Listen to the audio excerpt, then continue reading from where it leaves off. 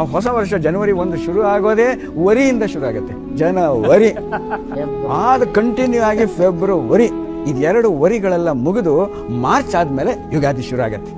ನಾಡೆ ಮುಂದೆ ನುಗ್ಗಿ ನಡೆ ಮುಂದೆ ಅಂತ ಯುಗಾದಿ ಶುರು ಆಗತ್ತೆ. ನೀವು ಹೇಳಿದ್ರೆ ಇಡೀ ಪ್ರಕೃತಿ ಜನವರಿ 1 ಆಚರಿಸೋದು ಯಾರು? ಮನುಷ್ಯರುಗಳು ಮಾತ್ರ ಆಚರಿಸ್ತಾರೆ ಅಷ್ಟೇ. ಆದ್ರೆ ಯುಗಾದಿ ಆಚರಿಸೋದು ಇಡೀ ಪ್ರಪಂಚ, ಪ್ರಕೃತಿನೇ ಆಚರಿಸುತ್ತೆ. ವಸಂತ ಋತು ಬಂದು ಎಲ್ಲ ಚಿಗುರು. ಹೊಸ ವರ್ಷ ಯುಗಾದಿ ಅಂದ್ರೆ ಚಿಗುರು, ಜನವರಿ 1 ಅಂದ್ರೆ ಒಗರು, ವಾಸನೆ, ಒಂದು ವಾಂತಿ.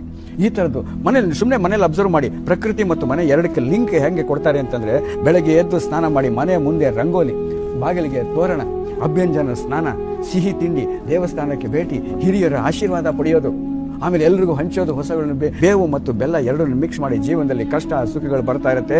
ಈ ವಜ್ರ ದೇಹದಿಂದ ಇಟ್ಕೊಂಡು ಸರ್ವ ಸಂಪತ್ತನ್ನು ತಗೊಂಡು ಎಲ್ಲ ಅನಿಷ್ಟಗಳನ್ನೆಲ್ಲ ನಿವಾರಣೆ ಮಾಡಿಕೊಂಡು ಜನವರಿ 1 ಅಲ್ವೇ ಅಲ್ಲ, ಕೊನೆಯಲ್ಲಿ ನೀನು ವರ್ಷ ಎಲ್ಲ ಆಚರಿಸ್ತೀವಲ್ಲ, ಅದು ಯುಗಾದಿ ಎಂದು ಯುಗಾದಿ.